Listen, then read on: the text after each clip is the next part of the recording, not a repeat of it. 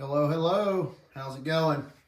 Um, just gonna come and do a quick video for you guys, show you one of my new toys, and talk about sharpening.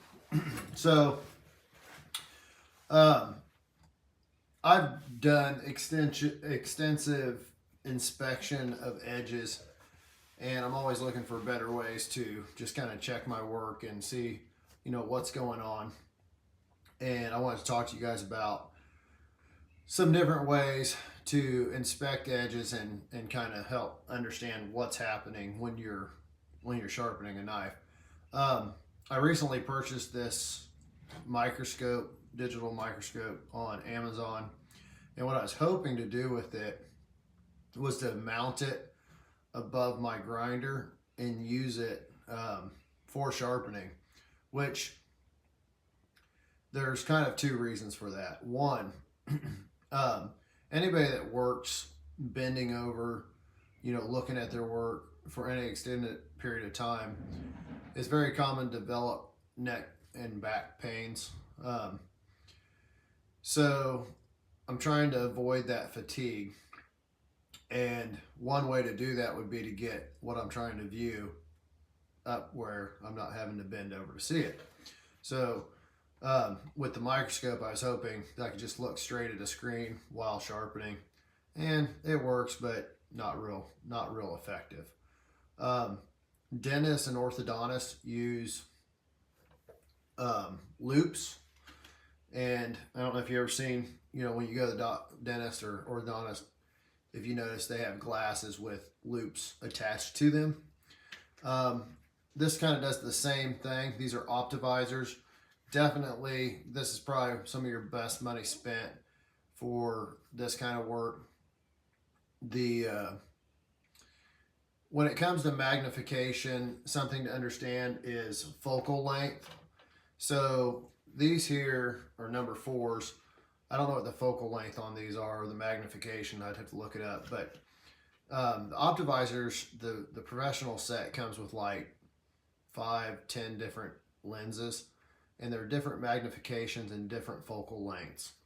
And what that does for you is the focal length is the distance from the lenses to what you're trying to view.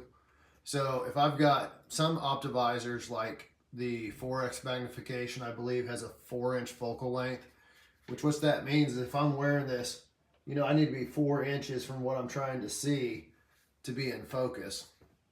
Obviously, if I'm sitting here sharpening, I need about a 12-inch focal length the way my machine is set up.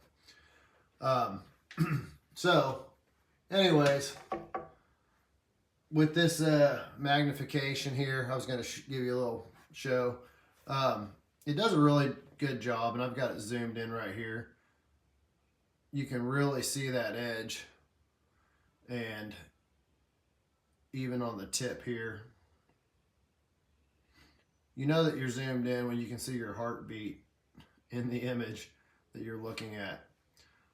Now, the stiller you can hold an object when trying to view it, the better. So it'd be better if I had this in like a vise or something, holding it perfectly still, not shaking the table. My hands are fairly steady, so I can kind of move it around here and get it, get it in focus there, and then inspect that edge as I go.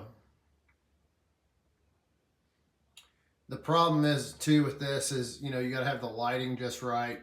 So that was part of the problem I had when I had it mounted on the machine, is as I was bringing the knife across the belt, my lighting was changing. It was auto-focusing and screwing things up. So anyways, I might do some more with it.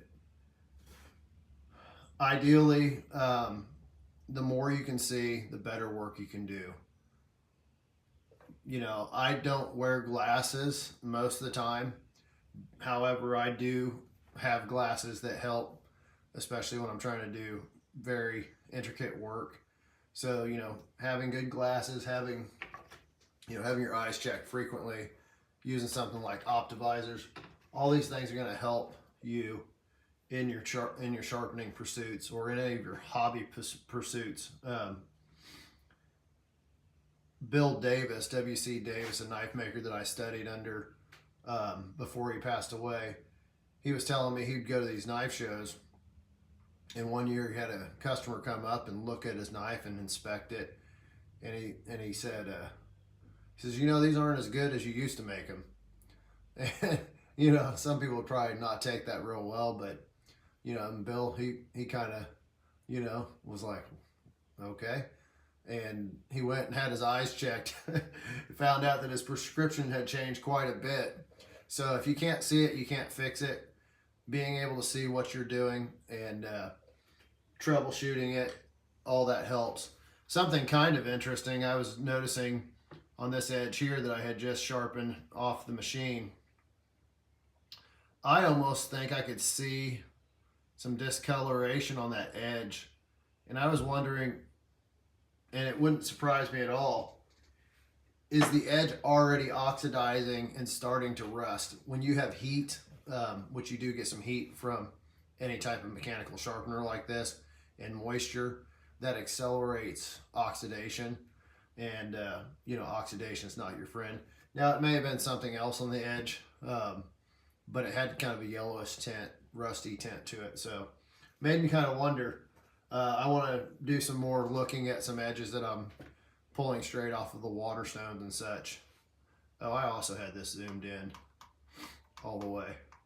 So I'm really pretty impressed. This microscope was not super cheap. It was about $100. It does a really good job for inspecting, even though it's not going to work necessarily for what I'd hoped for it to work for. I'll still use it in the shop, and I'll try to leave a link to this particular microscope that I'm using.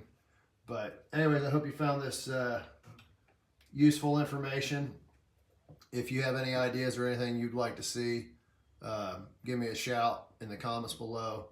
Let me know if you have any ideas or suggestions for videos. I'd be more than happy to share more information with you. Thanks for watching. You guys have a great day.